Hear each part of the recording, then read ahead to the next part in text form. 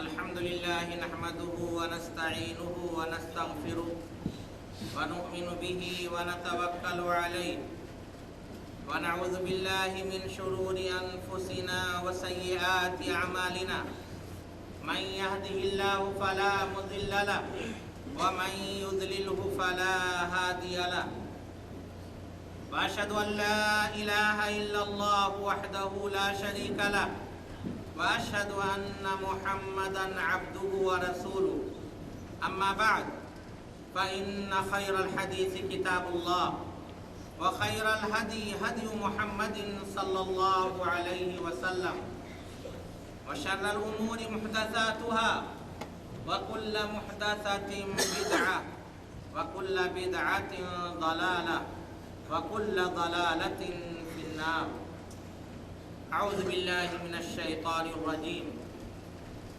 ولا تقولوا لمن يقتل في سبيل الله أموات بل أحياء ولكن لا تشعرون.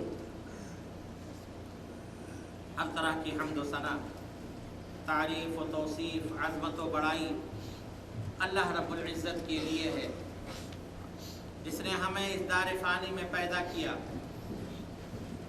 اور اپنی تمام قسم کی نعمتوں سے نوازا. بے شمار درود و سلام نازل ہو نبیوں کے امام شفیع المذنبین احمد مجتبی محمد مصطفیٰ صلی اللہ علیہ وسلم پر، جو ساری کائنات کے لیے رحمت بنا کر بھیجے گئے. حقیقت یہ ہے کہ پچھلا خطبہ جمعہ میں نے ایک دوسری مسجد میں واقعہ کربلا کے پس منظر میں دیا تھا. آج کا یہ خطبہ اسی کا تکملہ تھا، اسی کو پورا کرنا تھا، لیکن اچانک مجھے یہ حکم ہوا کہ میں یہاں آ کر کے اور آپ لوگوں کے سامنے کچھ باتیں رکھوں. اس لیے بات کو جوڑنے کے لیے اور تسلسل کو برقرار رکھنے کے لیے سرسری طور پر پچھلے خطبے کا خلاصہ بیان کیا جا رہا ہے. دشمنان اسلام ہمیشہ سے اسلام کو مٹانے اور مسلمانوں کو ختم کرنے کی مذموم سعی کرتے رہے ہیں. جب انہوں نے دیکھا کہ میدان جنگ میں ہم انہیں شکست نہیں دے سکتے، تو پھر مکر و فریب کا جال بننا شروع کیا. حضرت عمر رضی اللہ تعالیٰ عنہ کے دور خلافت تک کسی کو بھی اسلام اور مسلمانوں کے خلاف ترچھی نگاہ اٹھانے کی جرأت نہیں ہوئی. جب حضرت عمر رضی اللہ تعالیٰ عنہ ایک مجوسی غلام کے ہاتھوں شہید کر دیے گئے اور حضرت عثمان رضی اللہ تعالی عنہ خلیفہ مقرر کیے گئے، تو بعض اسباب کی وجہ سے ان دشمنوں کو اپنے پر پرزے نکالنے کا موقع مل گیا.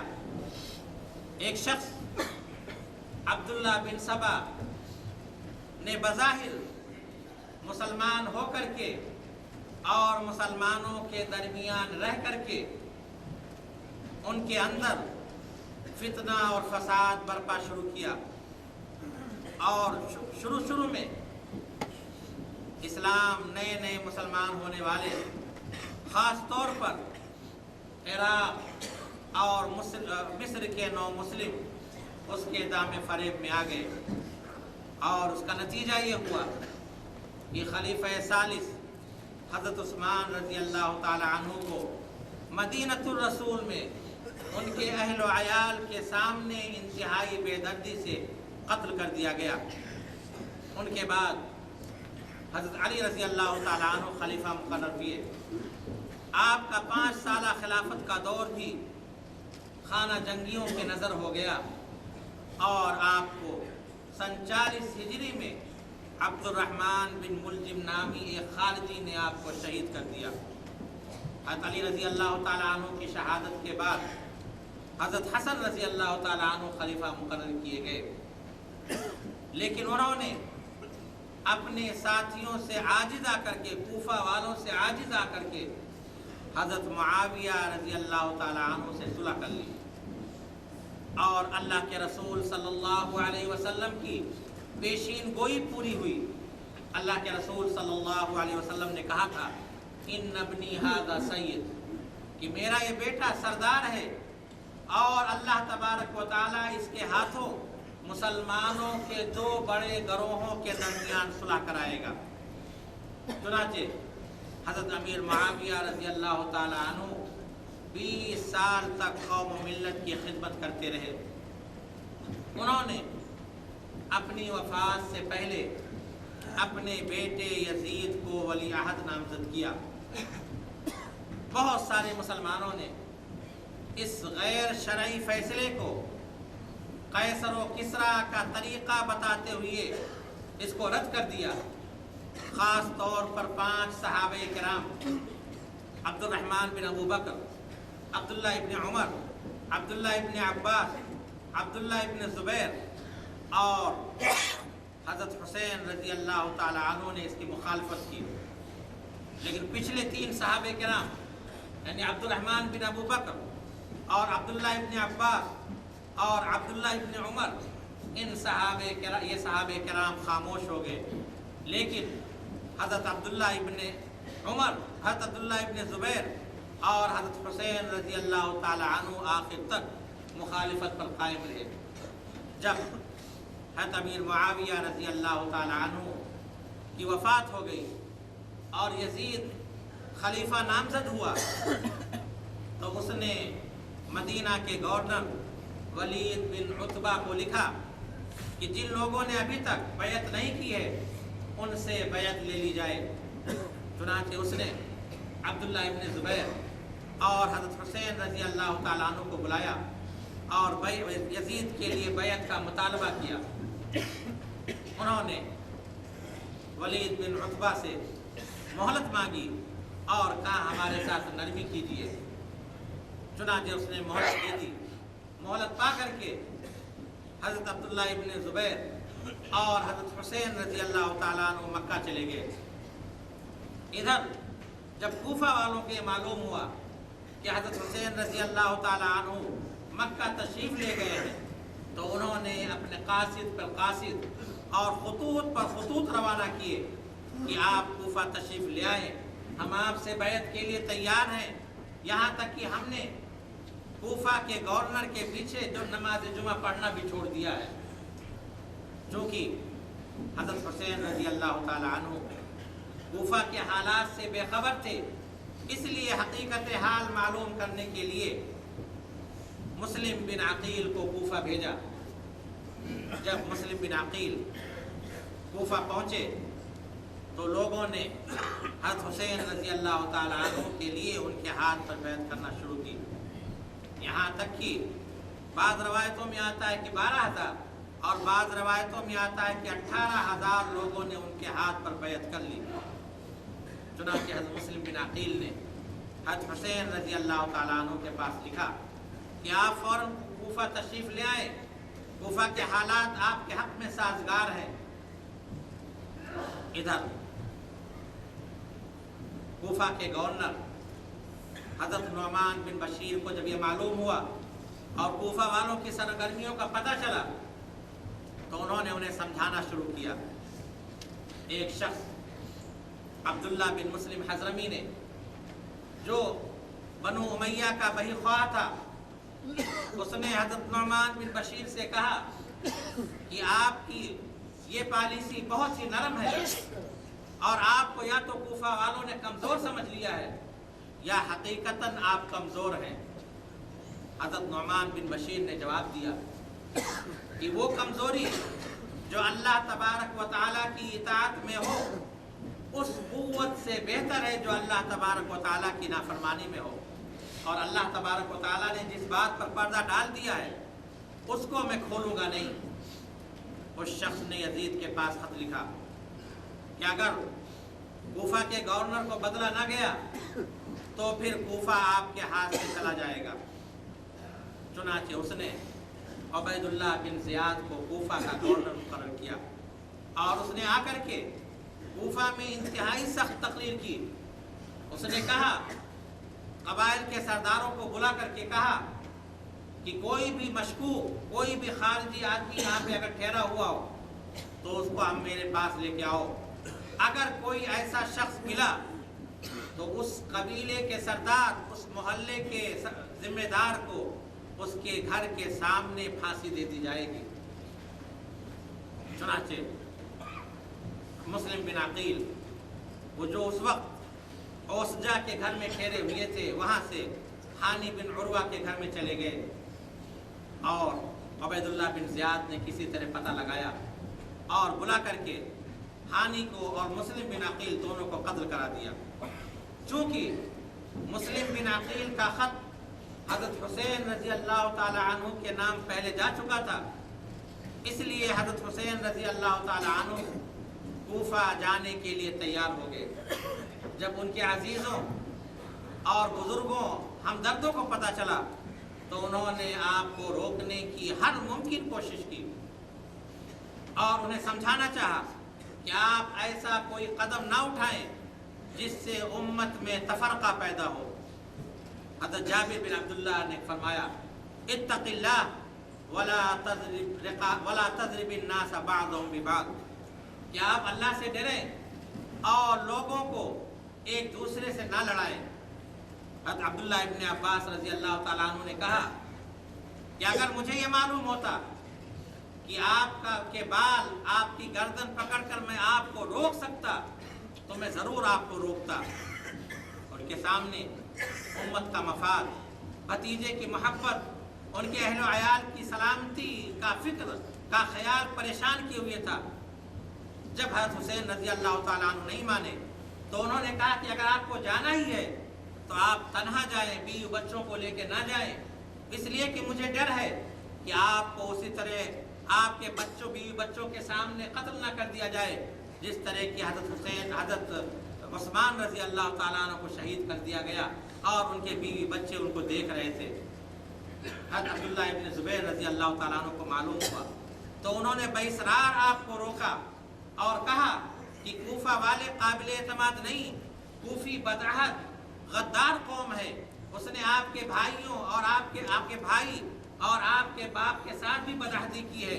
मुझे डर है कि वो आपको बुलाकर आपको तन्हा कर देंगे, तन्हा छोड़ देंगे और उमवी हुक्काम से भी ख़तरा है कि आपसे बैत लिए बग़ैर आपको छोड़ेंगे नहीं।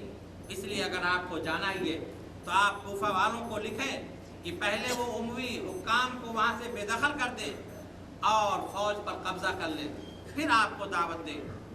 बल्कि बाज़ लोगों तो यहाँ तक समझाया, लौला शनाअ लअमसक्तुका व मनअतुका मिनल खुरूज, कि अगर बेअदबी ना होती तो ज़बरदस्ती में आपको रोक लेता और आपको हरगिज़ जाने ना देता। उन लोगों के मद्देनज़र हज़रत हुसैन रज़ी अल्लाह ताला अन्हु की खैरख़्वाही और मिल्लत का मफाद था, लेकिन हज़रत हुसैन रज़ी अल्लाह ताला अन्हु अपने राय पर कायम रहे। आदमी की राय कभी सही होती, कभी गलत होती है। बाद के वाक़यात ने साबित कर दिया कि आपको रोकने वालों की राय ही दुरुस्त थी, इसलिए कि आपके कोफा जाने से कोई भी दीनी या दुनियावी मसलहत हासिल ना हुई, बल्कि नुकसान ये हुआ कि जालिमों और सरकशों को जिगर गोशे रसूल पर काबू मिल गया और मजलूमियत के साथ वो शहीद कर दिए गए। अगर हज़रत हुसैन रज़ी अल्लाह ताला अन्हु अपनी जगह पर बरकरार रहते तो आपके कत्ल से जितने मफासिद पैदा हुए वो पैदा ना होते। इसलिए कि आप जिस खैर व सलाह के क़याम और जिस शर्र व फसाद के दफ़िया के लिए आप उठे थे उसमें कुछ भी हासिल ना हुआ, बल्कि शर को गलबा हासिल हुआ और बहुत से दायमी फितने का दरवाज़ा खुल गया। बहरहाल हज़रत हुसैन रज़ी अल्लाह ताला अन्हु कूफा की तरफ रवाना हुए। अभी आप कादिसिया से 3 मील के फासले पर थे कि उन्हें हुर बिन यजीद तमीमी मिला और उसने मुस्लिम बिन अकील की शहादत की खबर दी और पूछा कि आप कहाँ जा रहे हैं। आपने फरमाया कूफा जा रहा हूँ। उसने कहा कि खुदारा आप कूफा ना जाएं, इसलिए कि कूफा के हालात आपके हक़ में बेहतर नहीं, वहाँ किसी बेहतरी की उम्मीद नहीं की जा सकती। हज़रत हुसैन रज़ी अल्लाह ताला अन्हु ने वापसी का इरादा किया, लेकिन मुस्लिम बिन अकील के भाइयों ने कहा कि नहीं, हम मुस्लिम बिन अकील का बदला लेके ही छोड़ेंगे या फिर अपने हम शहीद कर दिए जाएंगे। हज़रत हुसैन रज़ी अल्लाह ताला अन्हु ने कहा कि फिर तुम्हारे बाद ज़िंदगी में कोई लुत्फ़ नहीं रहेगा। चुनांचे आगे बढ़े और कलबला में जाकर के ख़ैमाज़न हो गए। उबैदुल्लाह बिन ज़ियाद ने उमर बिन साद को बुलाया और उससे कहा कि हुसैन के मामले में मेरी मदद करो। उमर बिन साद ने माजरत की, लेकिन उबैदुल्लाह बिन ज़ियाद नहीं माना। उसने कहा कि ठीक है, मुझे सोचने का मौका दो। चुनाचे सोचने के बाद उसने आमादगी जाहिर की और हज़रत हुसैन रज़ी अल्लाह ताला अन्हु की खिदमत में गया। हज़रत हुसैन रज़ी अल्लाह ताला अन्हु कूफा वालों की बेवफाई देख करके अपने तमाम मुतालबात से दस्तबरदार हो गए और साद के सामने 3 तजवीज़ पेश की कि या तो मुझे मदीना जाने दिया जाए, या इस्लामी लश्कर जो सरहद पे मौजूद है वहाँ पे मुझे जाने दिया जाए, और या फिर मुझे यजीद के पास जाने दिया जाए। उमर बिन साद ने ये तजवीज़ मंजूर कर ली और उबैदुल्लाह बिन ज़ियाद के पास भेजा, लेकिन उस जालिम ने इसको ठुकरा दिया और उसने कहा कि नहीं, एक ही सूरत है कि हज़रत हुसैन रज़ी अल्लाह ताला अन्हु आकर के मेरे हाथ पर बैत करे। हज़रत हुसैन रज़ी अल्लाह ताला अन्हु की खुददार तबीयत इसको गवारा नहीं, तबीयत ने इसको गवारा नहीं किया और इस तरह से दोनों के दरमियान जंग छिड़ गई और हज़रत हुसैन रज़ी अल्लाह ताला अन्हु के साथी सारे साथी शहीद कर दिए गए। उसमें से 10 खुद आपके घर के लोग थे। इसी असना में एक तीर आया और हज़रत हुसैन रज़ी अल्लाह ताला अन्हु के छोटे बच्चे को आके लगा।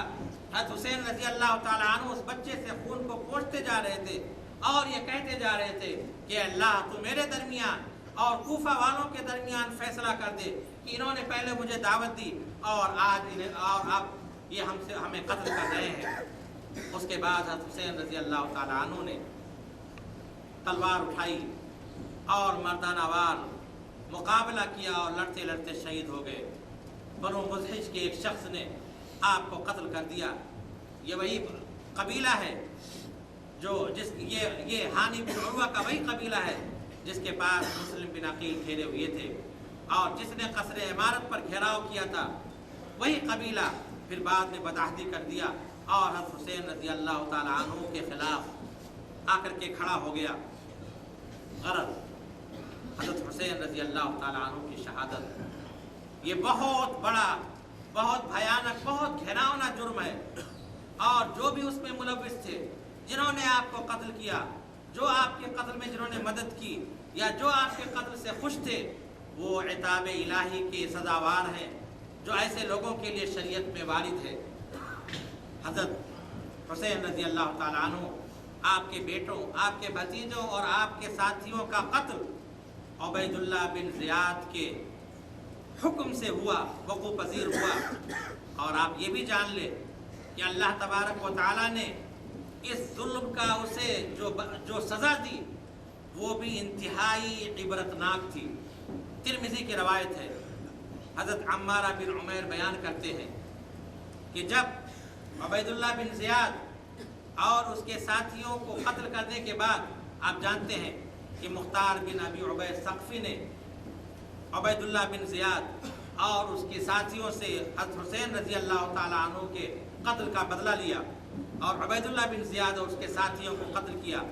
جب ان کے قتل کے بعد ان کے سر کوفہ کی ایک مسجد کوفہ کے ایک محلے رحبیہ کی ایک مسجد میں ایک دوسرے کے اوپر رکھے گئے تو حضرت عمارہ بیان کرتے ہیں کہ میں وہاں پر گیا تو دیکھا کہ لوگ کہہ رہے ہیں وہ آیا وہ آیا، کیا دیکھتا ہوں کہ ایک سانپ آیا اور آ کر کے سروں کے بیچ گھس گیا اور پھر عبید اللہ بن زیاد کے نتھنے میں داخل ہو کر کے اس کے سر میں گھس گیا اور تھوڑی دیر سر میں رہا اور پھر نکل کر کے غائب ہو گیا۔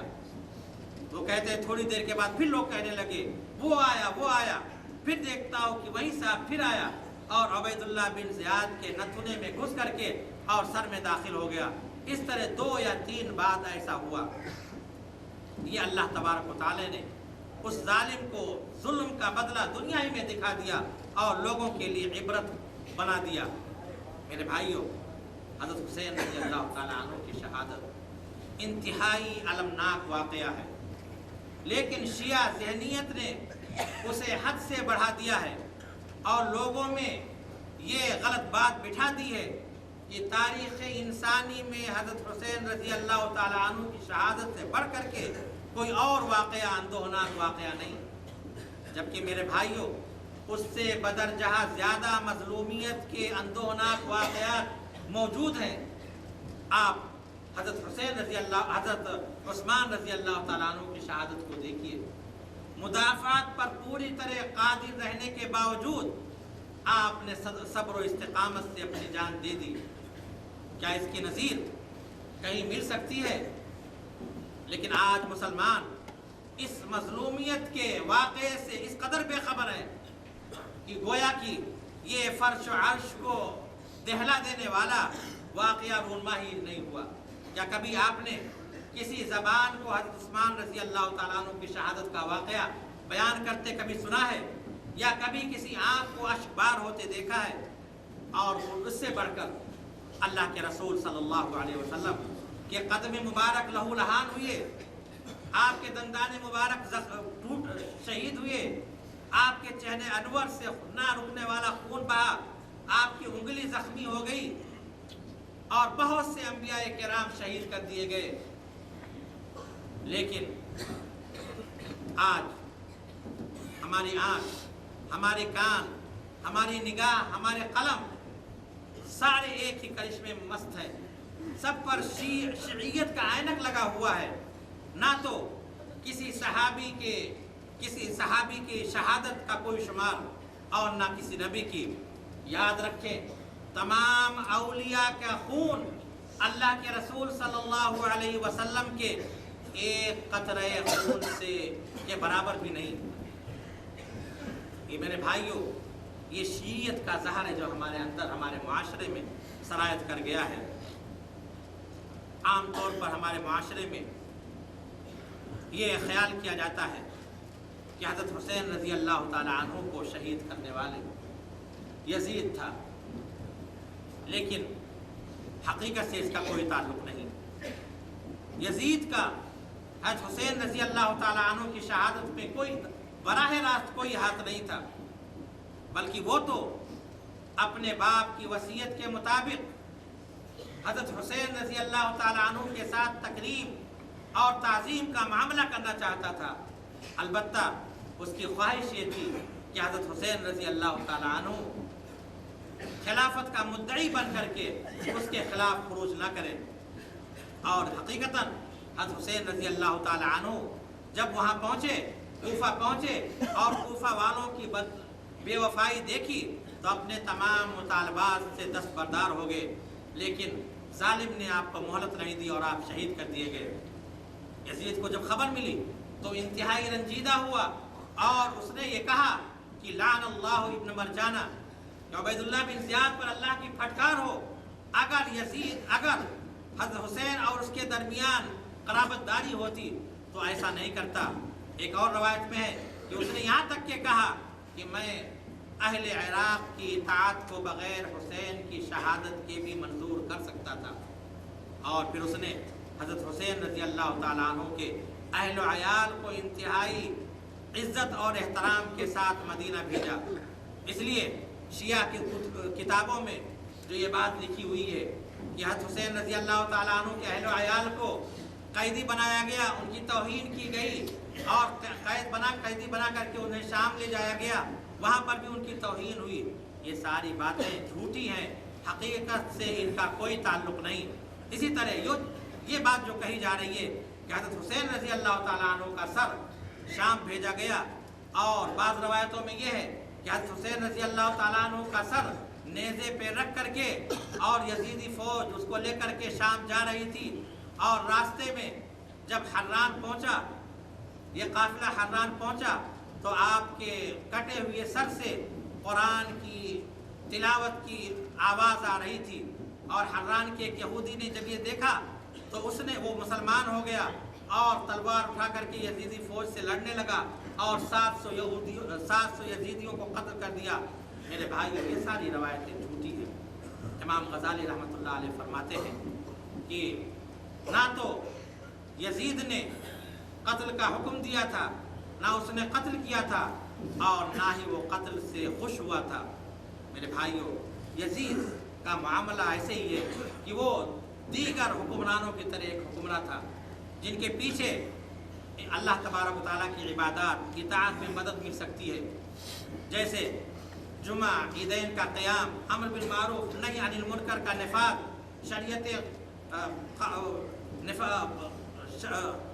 शरई सज़ाओं का निफाज़, इन चीज़ों में ऐसे बादशाहों से मदद मिल सकती है।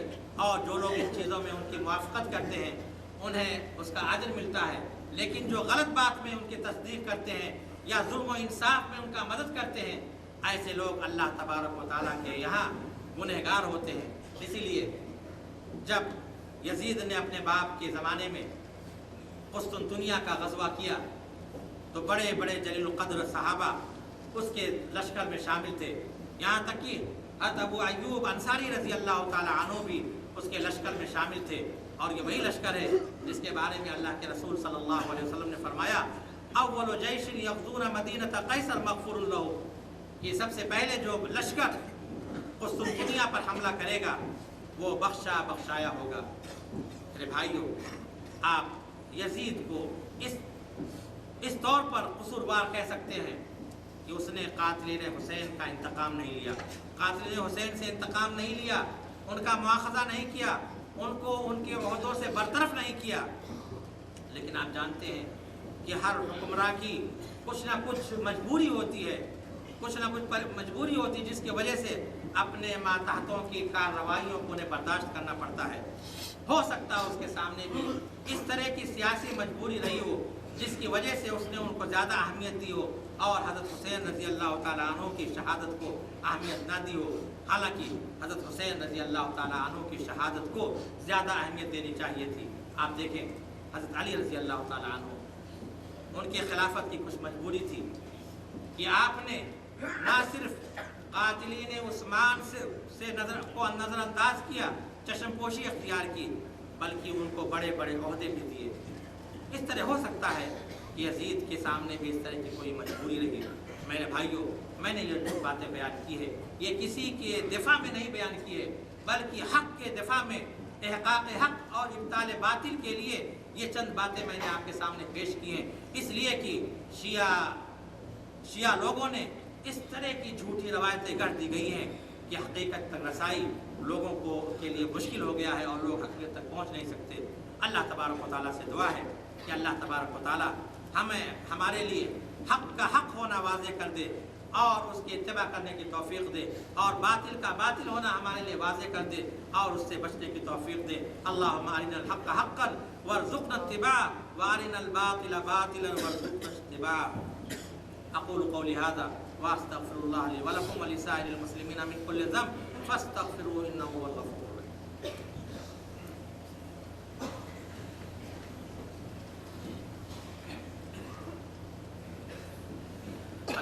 لله وحده والصلاة والسلام على من لا نبي بعده أما بعد أعوذ بالله من الشيطان الرجيم إن الله وملائكته يصلون على النبي يا أيها الذين آمنوا صلوا عليه وسلموا تسليما اللهم صل على محمد وعلى آل محمد كما صليت على إبراهيم وعلى آل إبراهيم إنك حميد مجيد اللهم بارك على محمد وعلى آل محمد كما باركت على إبراهيم وعلى آل إبراهيم إنك حميد مجيد اللهم انصر من نصر دين محمد صلى الله عليه وسلم واجعلنا منهم واخذل من أعرض عن دين محمد صلى الله عليه وسلم ولا تجعلنا منهم عباد الله رحمكم الله إن الله يأمر بالعدل والإحسان وإيتاء ذي القربى وينهى عن الفحشاء والمنكر والبغي يعظكم لعلكم تذكرون فاذكروا الله يذكركم وادعوه يستجب لكم ولذكر الله أكبر والله يعلم ما تصنعون